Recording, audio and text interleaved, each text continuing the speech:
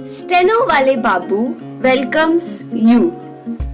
Shorthand dictations in male and female voice from all sources like magazines, speeches, and editorials at various speeds up to 120 WPM for various departments like SSC, DSSB, CRPF, Delhi Police, etc. Please like, share, and subscribe the channel. Thank you. Exercise number 7.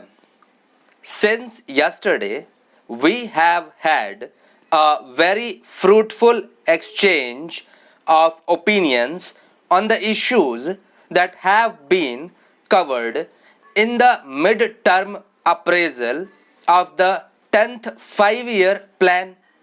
From the tenor of our discussions, I believe that there is broad agreement with the goals and policies suggested in the mid-term appraisal and that it can act as a blueprint for further action on development matters in the 10th plan.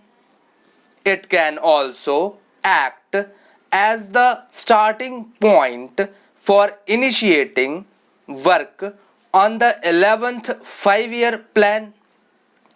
During the course of our discussions, a number of very valuable suggestions were made by chief ministers which may require a review of some of our policies, programs, and approaches. I am certain that the Planning Commission has taken note of these suggestions and will act on them in the coming months. Today, India is at a historic point in its development trajectory.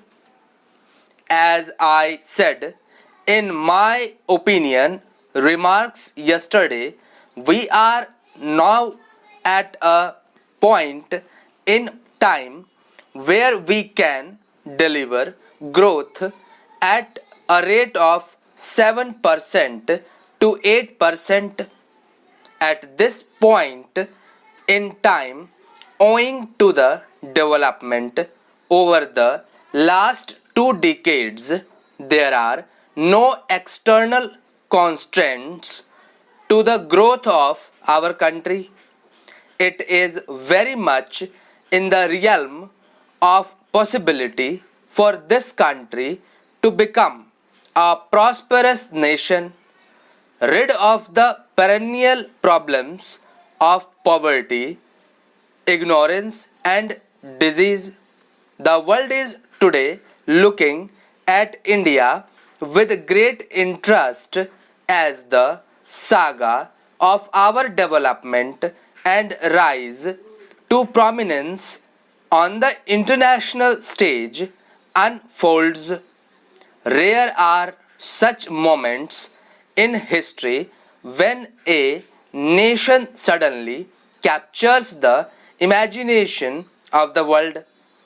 In such circumstances, if there are any constraints, these are purely internal. Our success in living up to our potential depends solely only on us. No external force can be blamed if we do not rise up to everyone's expectations. Therefore, it is incumbent on all of us in this august gathering to ensure that we realize this potential. It is this vision of a resurgent India that must guide our actions while discharging our duties. As I had said earlier, the environment for India's development has never seen and has never been as favorable as it is now. The challenge before us is to combine the economics of growth with the economics of equity and social justice. Thank you.